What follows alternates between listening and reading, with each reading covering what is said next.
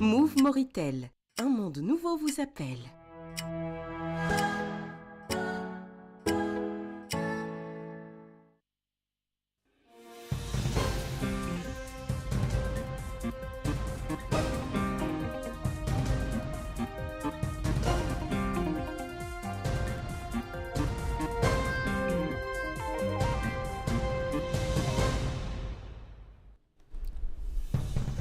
Le président de la République félicite dans un tweet la classe ouvrière à l'occasion de la fête internationale du travail.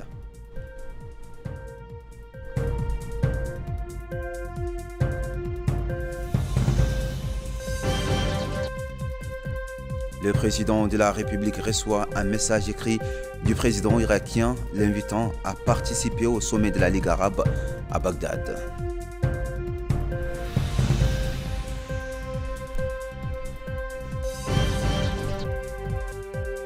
Les travailleurs célèbrent le 1er mai à travers des défilés et meetings organisés par leurs centrales syndicales et les ministres de la fonction publique et du travail reçoivent leur plateforme revendicative.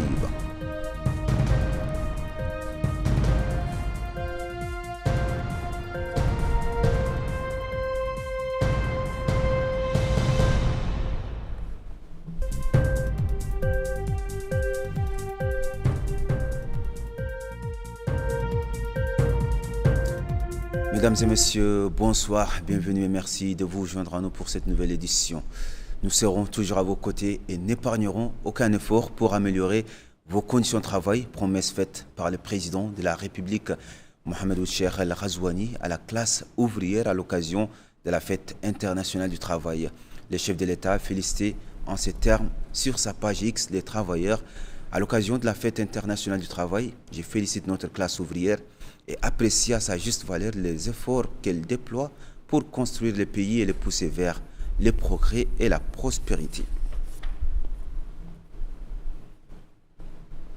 Je vous le disais dans le titre, le président de la République, Mohamed Ould El Ghazouani, a été invité par son homologue irakien, Abdulatif Rachid, pour participer au prochain sommet de la Ligue arabe que la capitale irakienne, Bagdad, abritera le 17 mai prochain.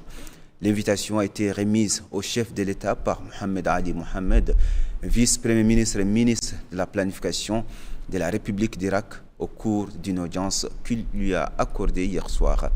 À l'issue de cette entrevue, l'émissaire irakien a déclaré qu'il a exprimé au président de la République le souhait de le voir participer au sommet en raison de la grande importance qu'il représente compte tenu des défis auxquels est confrontée la région arabe, ajoutant que le président de la République a promis de participer à cette rencontre, déclarant qu'il s'agit d'une bonne nouvelle pour le gouvernement et le peuple irakien, le souhaitant le succès du sommet qui est au cours des préparations à Bagdad.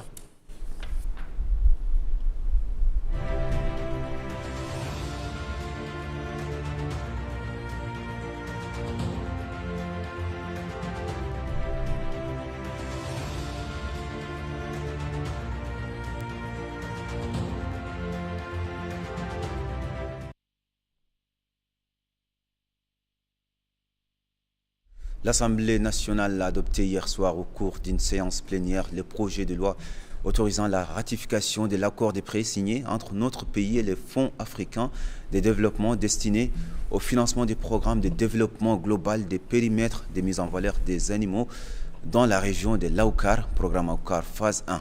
Bokar Baye nous fait l'économie de cette plénière. Dans leurs interventions, les députés ont souligné l'importance des prêts axés sur le développement, notamment ceux qui servent le secteur de l'élevage et renforcent son rôle dans l'économie nationale. Ils ont mis en relief la nécessité de mener des études d'évaluation de l'impact des prêts sur le développement local et leur contribution à la stabilisation de la population dans leur lieu d'origine, afin de rendre les interventions des projets financés par l'extérieur plus efficaces et plus efficientes. Les députés ont également appelé à la création d'une économie collective dans les zones ciblées par les projets, en définissant clairement les bénéficiaires et en donnant la priorité aux femmes et aux jeunes dans ces zones.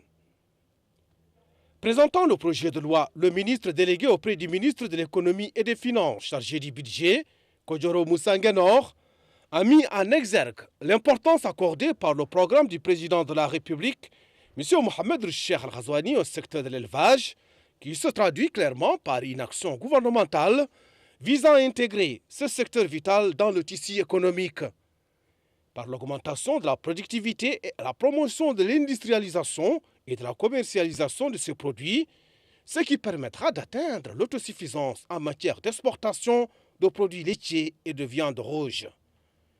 Il a précisé que la première phase de ce programme vise à développer les ressources agricoles et pastorales dans la partie nord-est du Hod Sharqi, ce qui renforce la sécurité alimentaire, augmente la contribution du secteur de l'élevage au développement économique et social et rend les moyens de subsistance associés à ce secteur plus durables et adaptables au changement climatique. Le ministre délégué auprès du ministre de l'économie et des finances chargé du budget a indiqué que le programme contribuera à accroître la production et la productivité, développer la transformation et la commercialisation des produits de l'élevage, renforcer la résilience des communautés agricoles et pastorales et promouvoir l'esprit d'entreprise chez les jeunes et les femmes. On en vient à présent au point de presse du gouvernement. Il a été animé hier à l'issue du Conseil des ministres par le ministre de l'Équipement et des Transports et son collègue de la Culture, des Arts, de la Communication et des Relations avec le Parlement, porte-parole du gouvernement.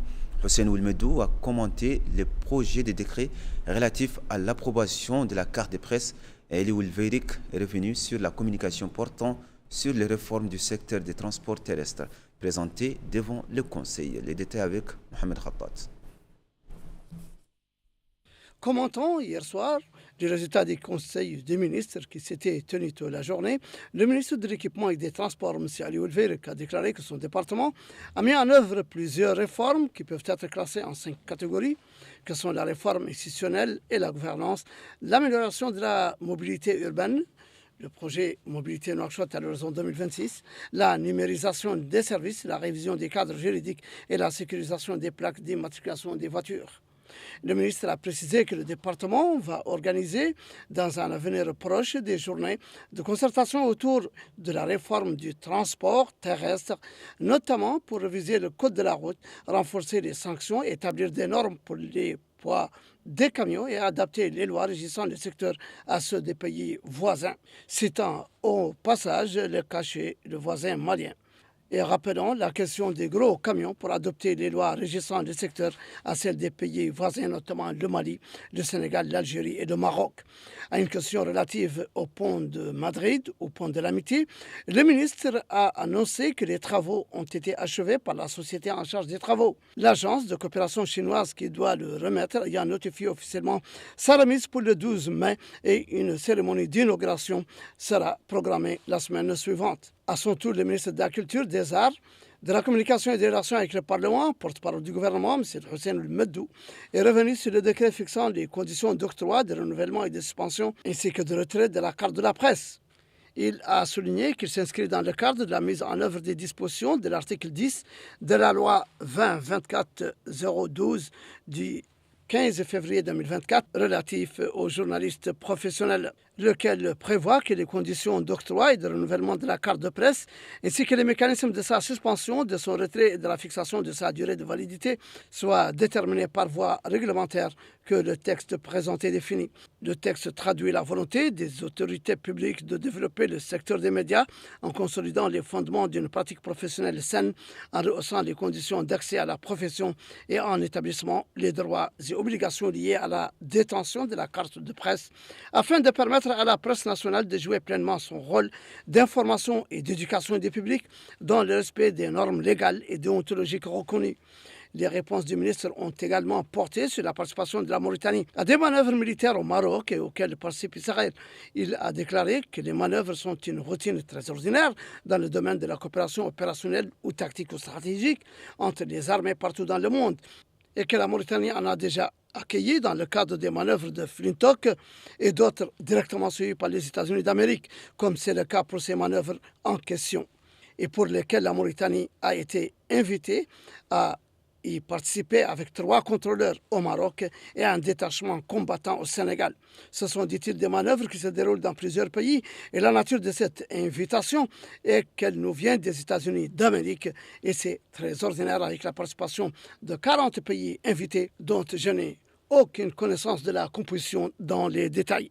Au sujet de l'audience accordée par le souverain marocain à des ministres de la sous-région, le porte-parole du gouvernement a répondu que cette question ne doit pas être posée à nous, dit-il, car, comme vous le savez, nous entretenons des relations équilibrées et constructives avec les pays que vous citez, qu'ils le soient au Sahel ou au Royaume du Maroc, et leur visite dans des pays voisins ne se fait pas sur notre compte et nous espérons que se développe toujours la culture de la paix, de rencontres et de bonne réactivité entre les différents pays de la sous-région, sachant que les perturbations sécuritaires éventuelles peuvent se répercuter sur les uns et sur les autres. C'est dire que notre politique et notre diplomatie reposent sur l'équilibre et le bon voisinage avec tous les pays frères de la sous-région. Au sujet des conditions des prisonniers mauritaniens en Algérie, le porte-parole du gouvernement a répondu que nos relations sont excellentes avec l'Algérie. Et, dit-il, j'ai remarqué les doléances des familles de certains prisonniers condamnés en Algérie. Et il est légitime au regard de ces bonnes relations que ces familles demandent le retour de ces condamnés. Et je reste convaincu que les autorités déploient tous les efforts pour trouver les meilleures voies et moyens d'y parvenir, que permettent notamment les bonnes relations et qu'encadrent les lois et les conventions spéciales liant nos 2 pays frères. L'actualité est marquée aussi par la visite effectuée aujourd'hui par le ministre de la Pêche, des Infrastructures maritimes et portières et son homologue turc chargé de la pêche du haut ministère turc de l'agriculture et des forêts, au marché aux poissons et l'entreprise SDPP de conditionnement et d'exportation de poissons. La délégation a pu observer ce que ces 2 institutions offrent en termes d'approvisionnement et de valorisation du poisson frais, notamment en matière de mécanismes d'emballage et de stockage. Place à présent à l'événement du jour. Vous l'avez sans doute compris, il s'agit de la fête internationale des travailleurs célébrée ce jeudi 1er mai. Parmi les activités qui ont rythmé cette célébration, la réception par le ministre de la Fonction publique et du Travail, Mohamed Ould Soueidat, des 44 plateformes revendicatives présentées par des organisations professionnelles et des syndicats. Ces plateformes contiennent un certain nombre de revendications, notamment l'amélioration des conditions de travail, l'augmentation des salaires et la protection et la garantie des droits des travailleurs dans le secteur public et privé. Le ministre a assuré les responsables syndicaux que le gouvernement prendra en charge en considération ces doléances compte tenu de l'attention accordée aux travailleurs par son Excellence, le président de la République, Mohamed Ould Cheikh El Ghazouani.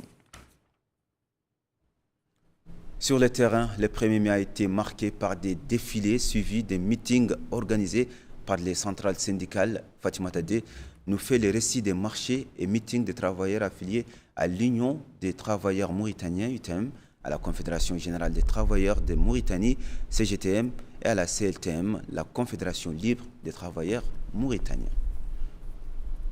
À cette occasion, plusieurs syndicats des travailleurs mauritaniens ont commémoré cette journée. Il s'agit en effet de l'Union des travailleurs de Mauritanie, ITM, qui a organisé une cérémonie sous le slogan « Travaillons ensemble pour promouvoir une croissance économique inclusive et durable pour créer des emplois et un travail décent pour tous ». C'est dans ce cadre que le secrétaire général de l'Union a félicité les travailleurs nationaux et a remercié les syndicats affiliés à l'ITM. Soulignant que l'Union ne reculerait devant aucune injustice subie par un syndicat ou un simple travailleur et qu'elle suivrait toutes les questions soulevées jusqu'à ce qu'elles soient résolues. Il a rappelé que l'employé et l'employeur sont des partenaires dans le travail, appelant les travailleurs à être sérieux et disciplinés et les employeurs à remplir leurs devoirs envers leurs salariés. Les contrats non permanents se sont généralisés, a-t-il dit, soulignant la nécessité d'éliminer ces phénomènes et de créer un système organisé dans le domaine syndical. De l'autre côté, la Confédération générale des travailleurs de Mauritanie, CGTM, a aussi célébré cette journée en organisant une marche partant du carrefour de la commune de Tevrerzena et se terminant au siège du syndicat près de l'ancienne maison des jeunes. Et cette journée a été aussi une occasion pour la Confédération libre des travailleurs mauritaniens de la célébrer en organisant une marche dans ce sens. À cet effet, le secrétaire général de la Confédération a affirmé sa détermination à continuer à soutenir les travailleurs nationaux et à défendre leurs intérêts matériels et moraux par tous les moyens disponibles. Il a dénoncé la guerre barbare menée par l'entité sioniste contre le peuple palestinien, frère dans la bande de Gaza. À noter qu'au cours de ces rassemblements, les revendications des travailleurs ont été passées en revue, notamment la poursuite des réformes entreprises par l'État, la résolution des statuts illégaux des travailleurs, l'augmentation des salaires, des indemnités, du logement, de la santé et de l'assurance sociale pour les travailleurs. Maïmouna Lo, nous allons vous faire vivre les temps forts par des défilés organisés par la Confédération nationale des travailleurs mauritaniens, CNTM, et la Confédération mauritanienne du travail. Dans le cadre des manifestations commémoratives de la Journée internationale du travail, la Confédération nationale des travailleurs mauritaniens, CNTM, a organisé une marche qui s'est achevée par un meeting sous le slogan « Touchez pas au pluralisme, oui à la représentation syndicale, à la baisse des prix et des impôts, à l'augmentation des salaires ». La plateforme revendicative présentée par la CNTM comprenait plusieurs doléances, dont la révision des salaires, la protection sociale et sanitaire, la formation professionnelle, l'organisation du travail syndical, l'institutionnalisation du dialogue social, la révision de la législation du travail, l'élaboration d'une politique de logement social pour les travailleurs, la révision des politiques de l'emploi et l'intégration des travailleurs non permanents et des agents contractuels dans la fonction publique. Dans des discours, plusieurs responsables ont réaffirmé la solidarité de la Confédération avec la société civile et tous les peuples qui luttent pour un monde plus juste et plus équitable pour les travailleurs. Et ont réitéré la solidarité de la Confédération avec le peuple palestinien qui est soumis aux formes d'injustice et d'oppression, tout en poursuivant sa lutte contre l'occupation. Ils ont également appelé le gouvernement et les employeurs à respecter les dispositions des conventions internationales et de la législation nationale, car elles sont le principal garant du maintien de la paix sociale et du développement dans le pays.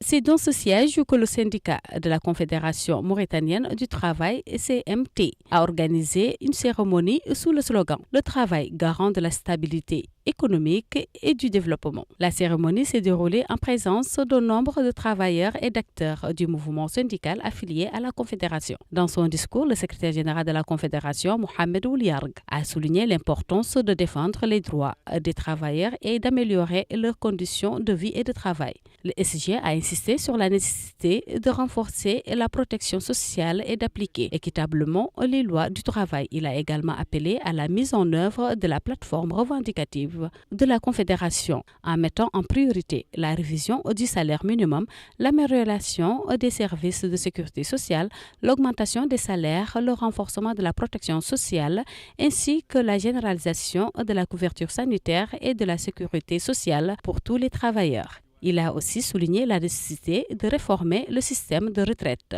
de respecter les libertés syndicales, d'organiser les contrats de travail et d'emploi et enfin de soutenir les programmes de formation continue pour les travailleurs dans les différents secteurs. L'Union mauritanienne du travail, UMT, les syndicats Nouvelle Génération des travailleurs mauritaniens et l'Union des centrales syndicales UCS étaient également au rendez-vous avec pour dénominateur commun l'amélioration des conditions de vie et leurs affiliés. De leurs affiliés, la tenue d'élections syndicales représentatives ou encore la poursuite du dialogue social avec les partenaires sociaux. Et c'est un récit de Bokar Baïla. C'est la fête du travail. Qui dit fête du travail dit généralement défilé et rassemblement. L'objectif est bien entendu défendre les droits. C'est le cas de l'Union mauritanienne du travail qui a organisé à son siège un rassemblement sous le slogan « Oui aux élections syndicales représentatives qui aboutissent à des syndicats capables de servir les intérêts des travailleurs et de conquérir leurs droits légitimes. Pour le secrétaire général de l'IMT, Mohamed Lemine et Mohamed Sidi, il est important de réduire les prix des produits alimentaires, du carburant, l'eau et l'électricité et leur alignement sur le pouvoir d'achat du citoyen. Il a également appelé les partenaires sociaux à poursuivre le dialogue social avec volonté et détermination. D'autres intervenants se sont relayés pour souligner la nécessité de réviser les pensions de retraite, réhabiliter le système de sécurité sociale, entre autres. Autres syndicats, autres rassemblements. Ici, dans la commune de Lixar, c'est le syndicat des travailleurs mauritaniens de la nouvelle génération qui s'est mobilisé pour exprimer ses doléances. Le slogan est on ne peut plus explicite. Accélérer le processus d'établissement d'une représentation syndicale pour protéger les droits des travailleurs. Et à cette occasion, le secrétaire général du syndicat des travailleurs mauritaniens de la nouvelle génération, Mohamed Boua, a appelé à l'élaboration d'une stratégie économique nationale qui permettra de créer davantage d'opportunités d'emploi et renforcer le pouvoir d'achat des travailleurs. Le syndicat a appelé à l'amélioration des conditions de vie des travailleurs, l'augmentation des allocations familiales et de retraite, l'instauration d'un système d'assurance chômage et l'accès au logement. L'Union des centrales syndicales a lui choisi un autre mode opératoire pour commémorer la fête du travail. Il s'agit d'un point de presse sous le slogan « Non à l'unilatéralisme, oui aux élections syndicales consultatives ». Et dans son intervention, le président de l'ICS, Moustapha Oulmami, a mis en exergue le rôle clé joué par les centrales syndicales dans le maintien de la sécurité et de la paix sociale à travers des canaux de concertation et de négociation qui permettent d'aboutir à des solutions satisfaisantes pour tous sans compromettre les intérêts des partenaires. Le syndicat a aussi décliné d'autres revendications. Annulation des mesures prises par la Direction générale du travail, respect du contrat de travail dans les entreprises, identification et résolution des problèmes des travailleurs non permanents. Et à cela s'ajoute la nécessité d'impliquer les centrales syndicales dans toutes les politiques économiques et sociales du pays. Enfin, l'Union générale du travail et de la santé en Mauritanie, UGTSM, a organisé ce 1er mai sous le slogan « Avec l'unité et le travail, nous sauvegarderons les acquis et réalisons l'espoir ». Les travailleurs ont saisi cette opportunité pour réitérer un certain nombre de revendications telles que le paiement des indemnités des risques, la distance et des gardes et l'augmentation des promotions. Les détails avec Mohamed Khaddad. Pour sa célébration de ce 1er mai, l'Union générale du travail et de la santé en Mauritanie a gravé ses revendications les plus urgentes sur des banderoles brandies lors de sa marche pour laquelle elle a choisi comme slogan « Avec l'unité et le travail, nous sauvegardons les acquis et réalisons l'espoir ». S'exprimant à cette occasion, son secrétaire général, Dr Moustapha Ibrahim, a souligné l'importance de la satisfaction des doléances essentielles présentées par l'Union, précisant que cela va se répercuter positivement sur les rendements des travailleurs et dans le secteur de la santé et dans celui de l'action sociale.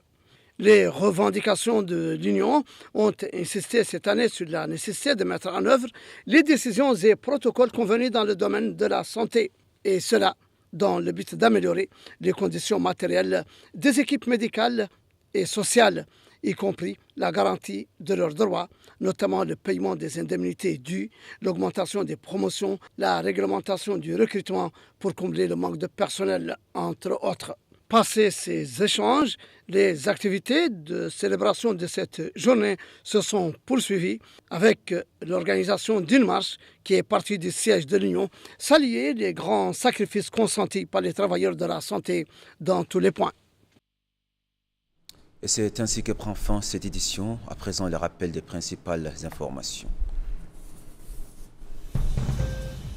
Le président de la République félicite dans un tweet la classe ouvrière à l'occasion de la fête internationale du travail.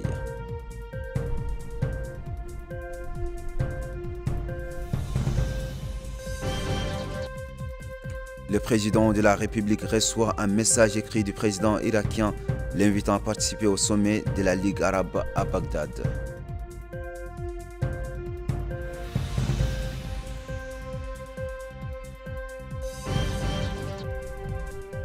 Les travailleurs célèbrent le 1er mai à travers des défilés et meetings organisés par leur centrale syndicale et le ministre de la fonction publique et du travail reçoit leur plateforme revendicative.